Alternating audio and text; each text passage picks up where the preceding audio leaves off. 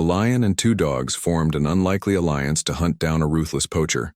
The first trap was found on a Tuesday morning, half buried under dry grass near the eastern fence line. Marcus Dube, a ranger with 11 years on the Limpopo Reserve, crouched beside it without touching it. Steel cable, commercial grade, the kind you didn't buy at a local hardware store. He photographed it, marked the GPS coordinates, and said nothing on the radio until he was back in his truck. By Friday, they had found 4 more. The reserve had been quiet for most of the dry season. Not peaceful. The bush was never truly peaceful, but balanced. The kind of stillness that meant the food chain was working. Impala grazing near the southern waterhole. Buffalo moving in slow columns through the mopane scrub. A leopard spotted twice near the northern ridge, never causing problems. Then the balance shifted. A zebra carcass turned up 2 kilometers inside the reserve boundary. No lion kill, no natural cause. A single bullet wound behind the shoulder. Clean shot. Someone who knew what they were doing. 3 nights later, another shot heard after midnight. No animal found. Just tire tracks in the clay near the perimeter road. Wide set and heavy. The kind left by a reinforced 4x4. Marcus filed the reports. His supervisor called it probable poaching activity and requested a patrol increase. That meant 2 extra rangers for 2 extra shifts. In a reserve that covered 340 square kilometers, that meant almost nothing. Kesi had held this territory for 6 years. He was not a young lion. His mane had darkened to near black at the edges, and a long scar ran from his left shoulder down to his ribs, the result of a buffalo confrontation 2 seasons ago. He moved with the particular economy of an animal that had survived enough to stop wasting energy. His pride had shrunk. 2 females remained. The younger males had left or been driven out. The territory itself had contracted, not from another lion, but from something harder to fight. Noise, light, the irregular presence of machines along the perimeter. Kesi had adapted, as he always had. He hunted later, moved less during the day, avoided the eastern edge where the sounds came from, until the smells changed. Something had been dragged through his territory. Not prey, not predator. Something chemical and wrong. Soaked into the ground near the dry riverbed, left deliberately in a place where scavengers would find it first. He circled it 3 times and did not eat. 2 kilometers west, just outside the reserve boundary, the Venter farm sat low against the hillside. A working property, not a tourist lodge. Goats, a small cattle herd, 2 dogs.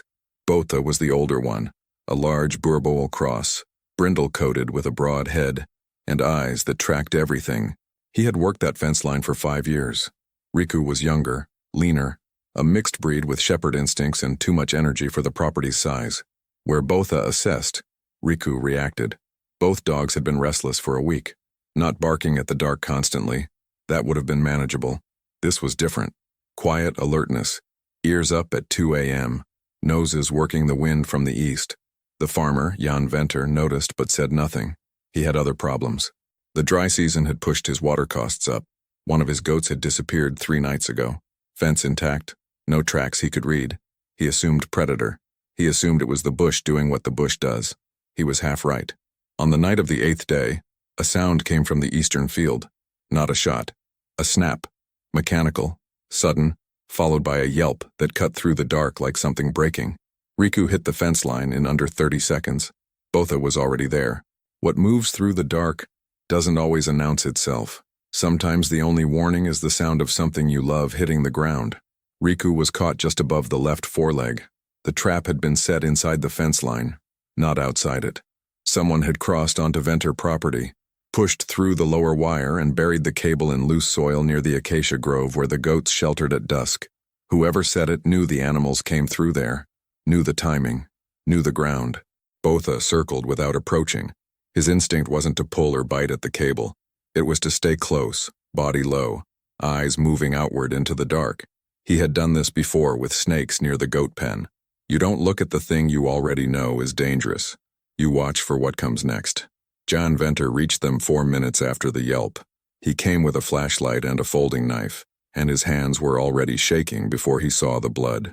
The cable had not severed anything, but it had bitten deep into the muscle.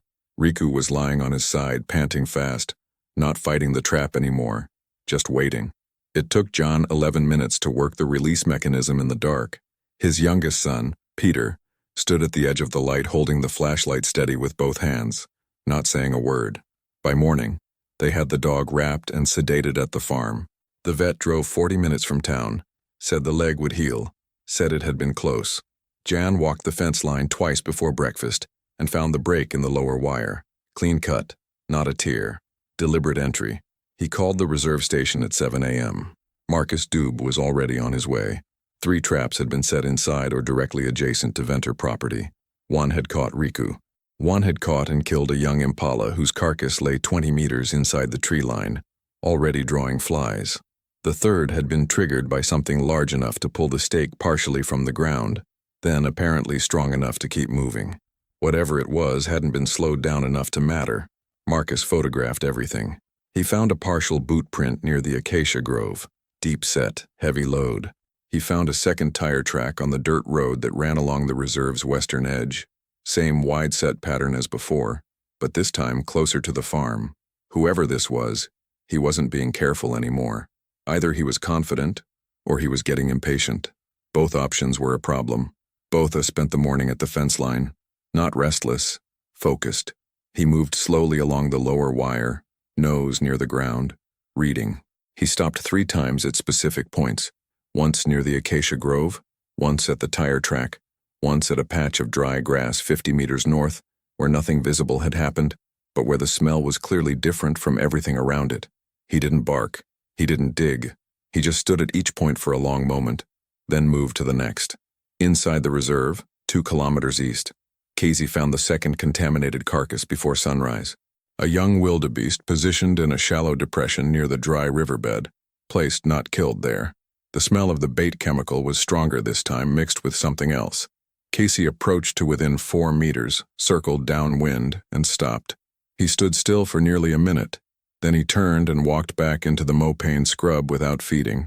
His 2 remaining females had eaten the night before. He had not. His ribs were beginning to show under the dark mane.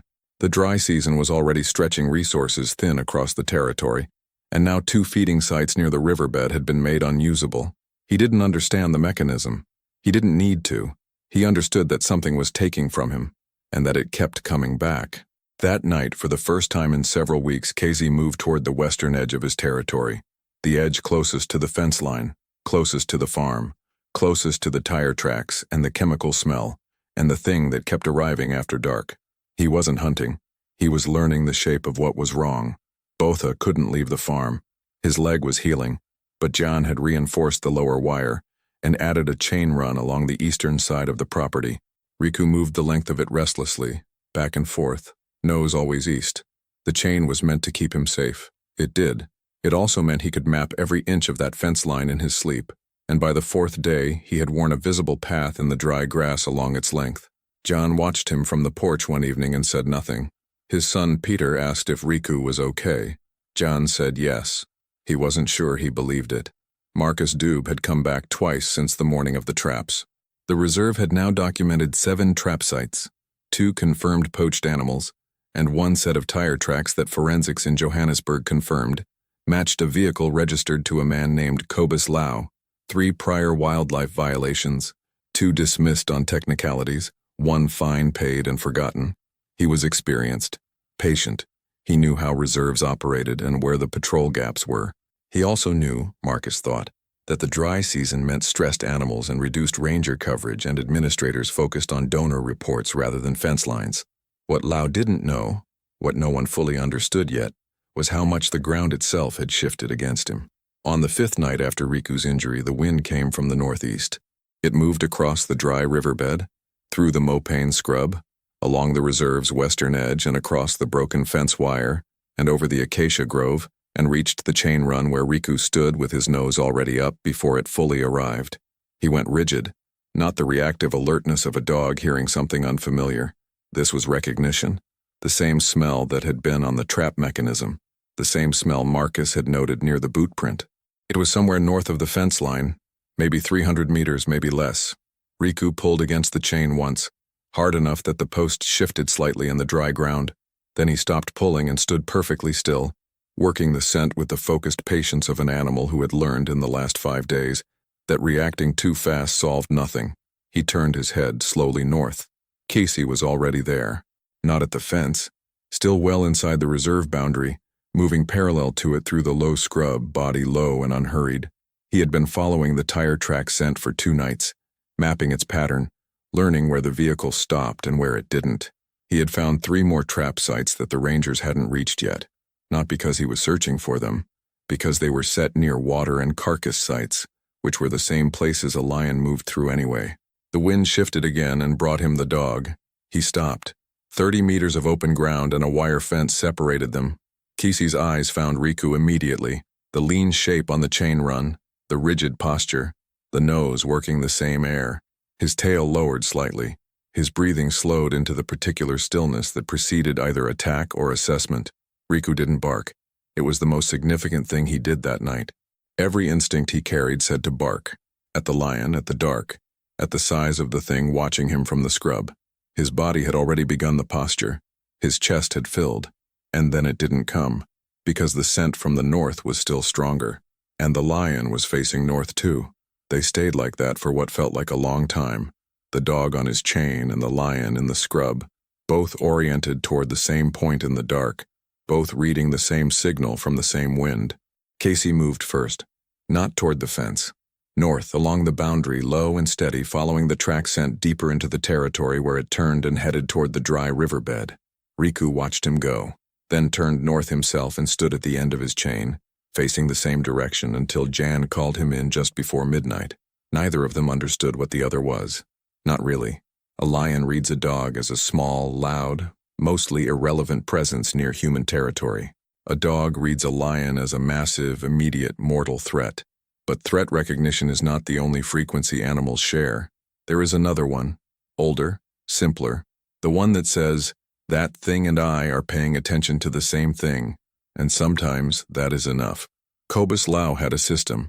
He had been using a version of it for 19 years across 4 different reserves, 2 countries, and 1 protected wetland that technically didn't exist on any map he'd ever been shown. The system was simple.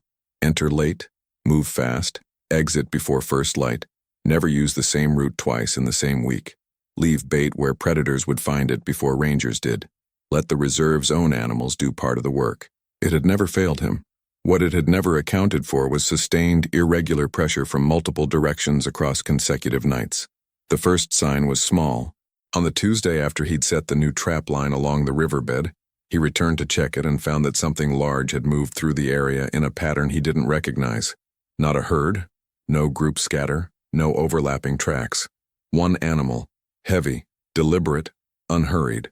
It had walked directly between 2 of his bait sites without triggering either one, which meant it had approached from downwind and angled around them. That was predator behavior. Experienced predator behavior. He crouched over the tracks for a long time with his flashlight angled low. Lion, male by the size. Not running, not chasing, patrolling. He'd seen territorial marking patterns before, but this was different. The animal wasn't marking. It was mapping. Lou told himself it was coincidence. He reset the traps and left before 3 a.m. On Thursday he came back and found 2 of the traps disturbed. Not triggered, not destroyed, but nudged. Soil displaced around the edges in a way that suggested something had stopped, investigated, and moved on without making contact. The third trap was completely buried under a layer of fresh soil and dry leaves, as if something had kicked debris over it while passing. He stood in the dark for a moment and did something he rarely did. He listened. The bush at 2 a.m. has a specific texture of sound. Insects, distant frogs if there's water nearby, the occasional shift of something large moving through dry grass. Lau had spent enough nights in it to read the silence between those sounds, the way other men read weather. What he heard on Thursday night was wrong. Not loud, not obvious, just layered. More than one animal in the surrounding area, oriented inward rather than moving through. The quality of attention in the dark around him felt different from the indifferent presence of animals going about their own business. He left earlier than planned. Friday night he didn't come at all. On Saturday he drove the perimeter road at dusk without stopping. Windows up, just reading the ground from the vehicle. He saw the lion tracks near the western boundary, fresh, within the last 12 hours. He saw where something had moved along the fence line on the farm side, back and forth, methodical. Dog, probably. Farm dog working the fence. Both on the same side of the wire. both following the same corridor he used. He lit a cigarette and drove back to the lodge where he was staying under a false name and a cover story about birding photography. He sat on the narrow bed and thought about the schedule he'd promised his buyer. 2 leopard skins and a lion trophy, delivery in 11 days. He thought about the tracks. He thought about the silence that had felt like attention. Then he thought about the fee he'd already been paid, half up front, non-refundable by any agreement either of them would ever put in writing. He stubbed out the cigarette and started cleaning his rifle. The system had never failed. He just needed to be more aggressive. Inside the reserve, Kesi moved along the riverbed in the dark and stopped at the place where the smell was strongest. Diesel, boot leather, the specific chemical residue of the bait compound that he had now encountered enough times to isolate from everything else in the landscape. He stood over it for a moment, then turned and moved back north. At the fence line, Riku was already awake.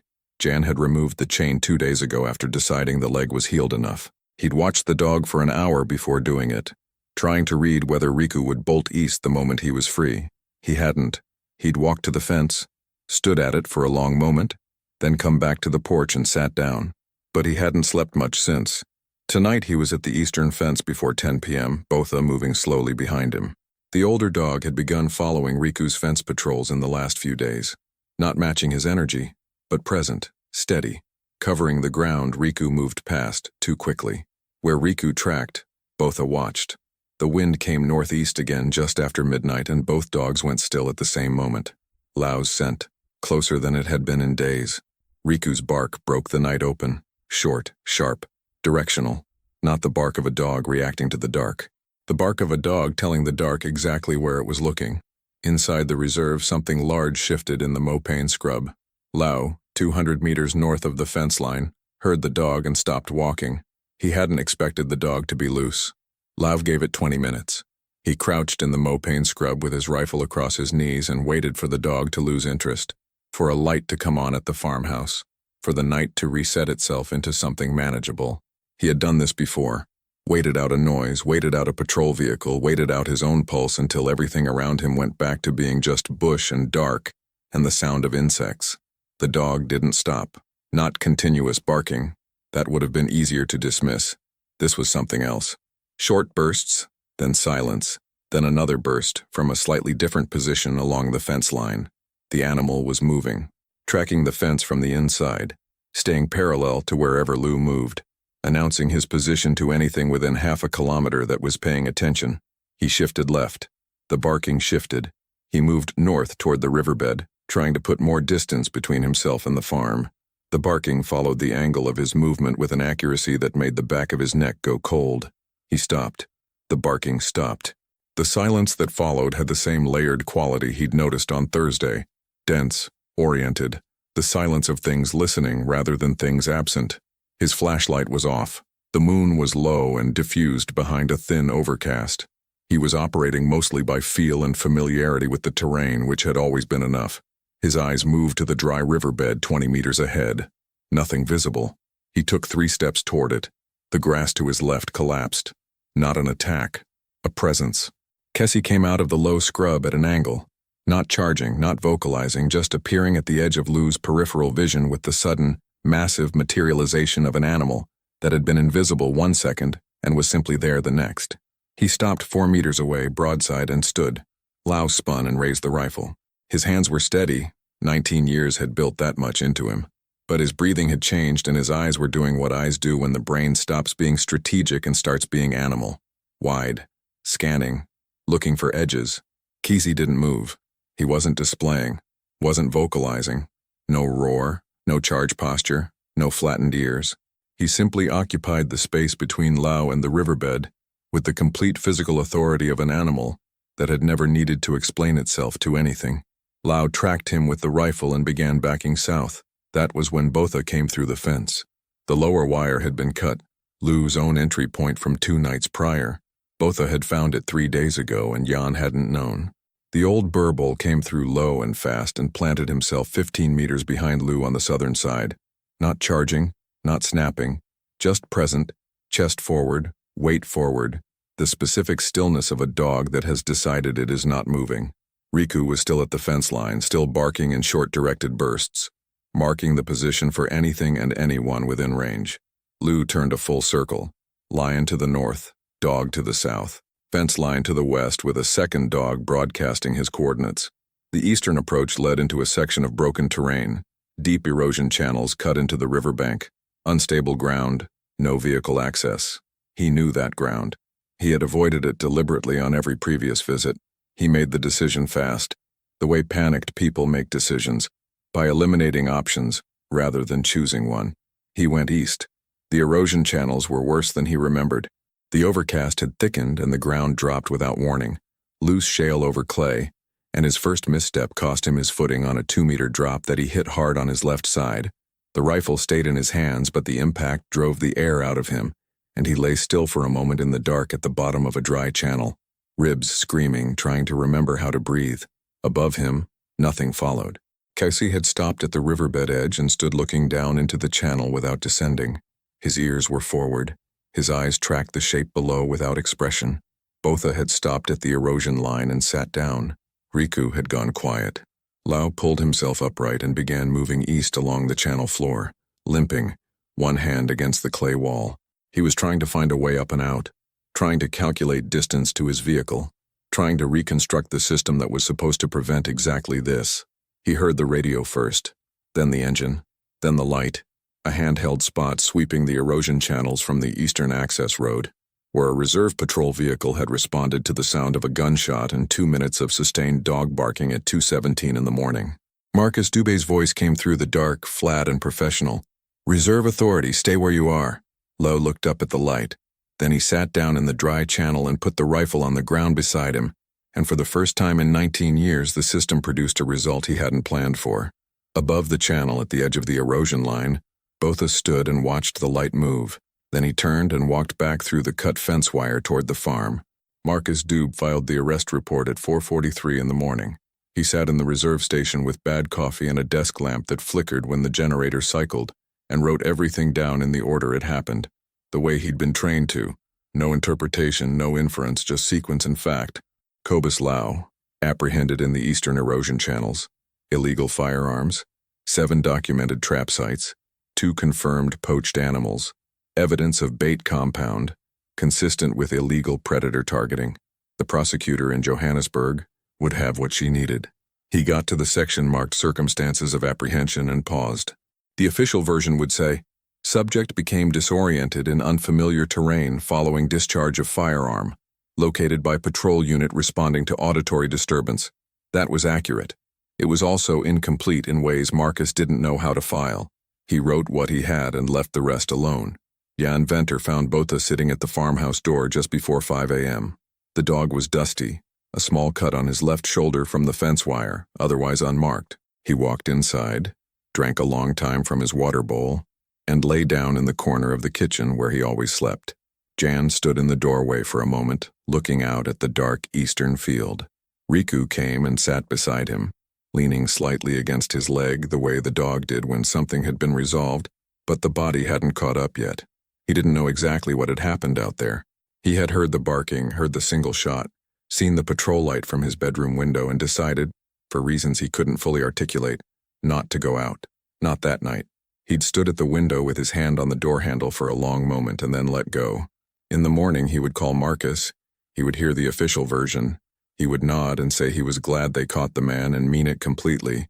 But standing in the doorway at 5 a.m., with Riku warm against his leg and the field quiet for the first time in 2 weeks, he understood that the official version would not be the whole version, and that the whole version was not something anyone was going to write down. He went back to bed. Riku stayed at the door until sunrise. Kesi was back inside his territory before dawn.